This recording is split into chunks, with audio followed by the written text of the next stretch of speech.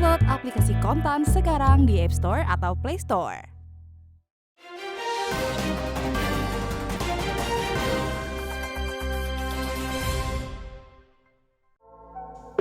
Kebijakan tarif baru Trump sebesar 32% yang diumumkan oleh Presiden AS Donald Trump terhadap Indonesia menimbulkan kekhawatiran akan dampaknya bagi perekonomian dan pasar keuangan dalam negeri. Meski reaksi pasar sejauh ini relatif tenang, ketidakpastian masih membayangi. Dalam wawancara yang dilakukan pada akhir pekan lalu, Irwanti, Chief Investment Officer Schroders Indonesia memaparkan analisis mendalam mengenai sektor-sektor yang paling terdampak, peluang yang bisa dimanfaatkan, serta strategi investasi yang tepat di tengah dinamika global yang terus berubah.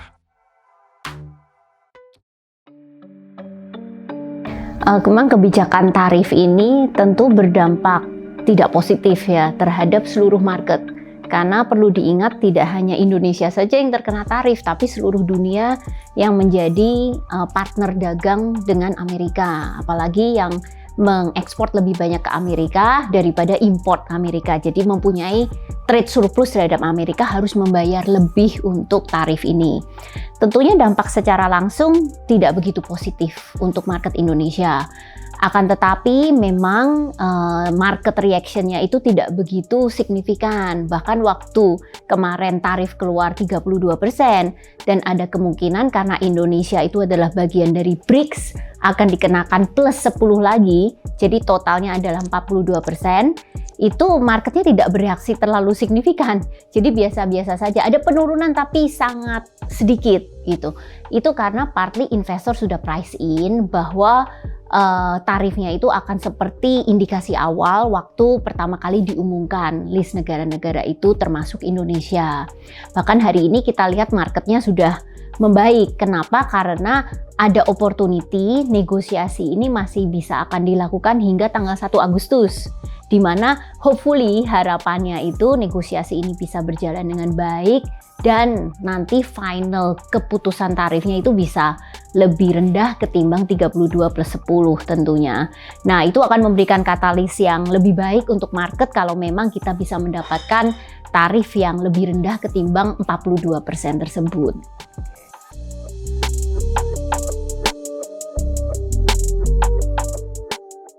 Tentunya yang paling terdampak itu yang industri yang memang ekspor banyak ke Amerika. Yaitu kalau kita lihat itu pertama industri garment atau pakaian jadi. Karena kebanyakan ekspor kita itu ya garment, pakaian jadi ke Amerika.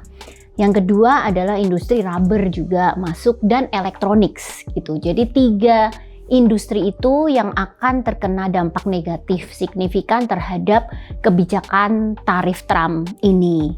Akan tetapi kita lihat memang industri ini terhadap total ekspor kita ke Amerika itu tidak begitu besar dampaknya. Karena kalau kita lihat total ekspor Amerika terhadap GDP Indonesia itu hanya 2%-an. Jadi dampak secara overall ekonomi kita sih tarif Trump ini tidak akan menurunkan pertumbuhan ekonomi kita secara signifikan dalam waktu dekat ya. Akan tetapi yang kita harus cermati dan pemerintah harus perhatikan adalah industri-industri ini mempunyai banyak employment, yaitu tenaga kerjanya banyak, terutama kan pakaian jadi atau garment. Karena garment ini penyerapan tenaga kerjanya itu besar sekali. Sehingga ini kita harus cermati apakah dampak tarif ini bisa menyebabkan tingkat PHK itu naik dan pengangguran ke depannya. Dan kalau kita perhatikan lagi, kita bandingkan dengan negara lain seperti Vietnam. Karena Vietnam itu tarif trade-nya itu ternyata tarif trade-nya tidak setinggi kita, hanya 20%, sehingga ini menyebabkan secara FDI kita tidak sekompetitif seperti Vietnam.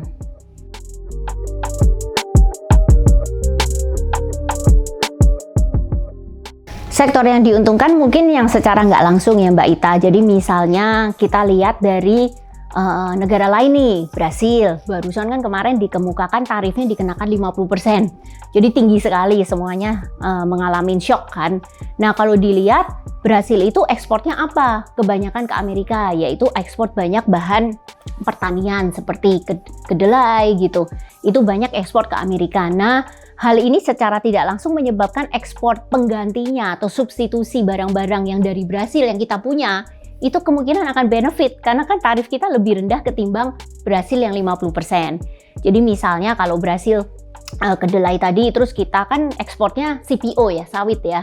Jadi ada kemungkinan CPO itu menjadi alternatif yang lebih murah ketimbang Amerika mengambil soybean dari Brasil. Jadi secara indirect itu yang kita harus perhatikan sektor-sektor ini. Ini salah satu contoh saja yang saya sebutkan bisa diuntungkan dengan kebijakan tarif ini.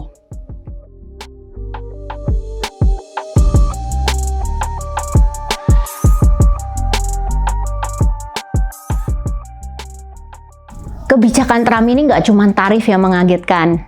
Memang kebijakan Trump ini sangat tidak menentu ya, tidak mudah diprediksi. Juga kebijakan imigrasi, kebijakan ekonomi yang lain, begitu yang akan berdampak terhadap sentimen dari bursa saham global.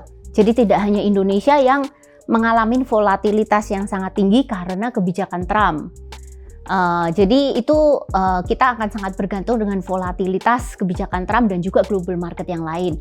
Dan bagaimana Tiongkok akan bereaksi terhadap kebijakan Trump ini akan sangat berdampak ke sentimen market Indonesia.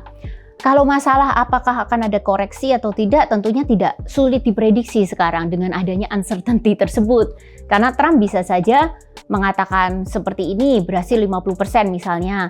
Tiba-tiba the next day beliau mengatakan bahwa diturunkan begitu. Jadi ini hal yang terus menjadi resiko volatilitas akan meningkat terhadap seluruh bursa saham global, tidak hanya Indonesia.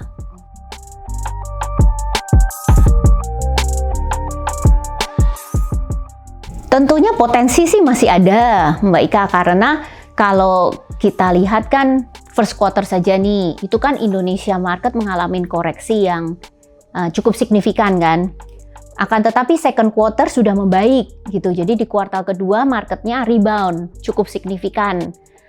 Sehingga year to date kira-kira market kita itu penurunannya ya tidak sampai 5% gitu ya, minus 5%, which is it's not so bad gitu. Kalau memang kebijakan policy domestik kita bisa membaik, kondusif, investor perception-nya membaik, dan katalis utamanya kalau the Fed bisa menurunkan suku bunga, BI tentunya akan ada room untuk menurunkan suku bunga. Dengan kondisi likuiditas ketat ini kedepannya akan membaik seiring dengan penurunan suku bunga, dan dolarnya juga kemungkinan akan melemah. Itu akan memberikan katalis positif untuk rupiah. Tapi tentunya saya ingin mengingatkan lagi bahwa volatilitas itu akan masih tetap besar ke depan karena sangat bergantung dengan kebijakan dari Trump yang kita tahu sangat volatile, dan juga kebijakan dari Indonesia domestik sendiri yang sangat banyak perubahan, dan perubahannya kita harapkan ke arah yang lebih baik sehingga pertumbuhan ekonomi Indonesia bisa membaik. Sehingga untuk saat ini kita lihat memang kedua aset kelas fixed income dan equity memberikan nuansa yang berbeda gitu. Fixed income memberikan kestabilan dan juga kecenderungan upside jika suku bunga turun dan rupiahnya menguat. Dan kalau nanti fixed income bisa perform, tingkat yieldnya juga imbal hasilnya makin turun, tentunya akan memberikan investor lebih menarik untuk masuk ke saham karena imbal hasil dari obligasinya yang sudah lebih rendah ketimbang apa yang didapatkan sebelumnya.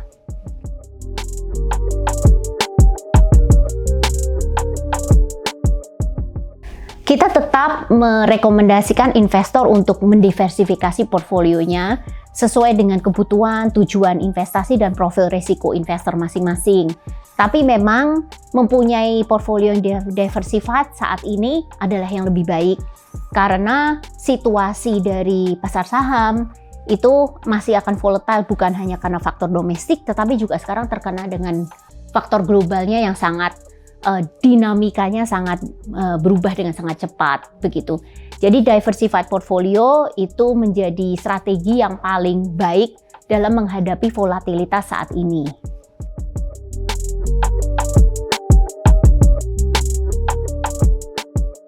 Tentunya harus tetap cautious optimistic untuk investor. Cautious in a way harus terus mengikuti perkembangan berita, harus mengikuti kebijakan-kebijakan yang diambil dan juga kinerja dari pertumbuhan ekonomi Indonesia. Dan kalau kita lihat memang kita harus terus memperhatikan saham-saham atau emiten-emiten yang memiliki fundamental yang baik, kinerjanya kuat, valuasinya juga reasonable. Nah, itu adalah opportunity untuk bisa berinvestasi di emiten-emiten yang mempunyai fundamental kuat seperti itu. Dan tentunya strategi average down itu baik untuk dilakukan karena kondisi volatilitas yang masih ada. Kita tidak tahu kebijakan yang akan diambil oleh Trump ke depannya seperti apa. Jadi di saat marketnya cautious sekali adalah opportunity yang baik untuk mulai masuk dan gradually saja sambil kita terus memperhatikan perkembangan-perkembangan makro dan mikro ke depannya.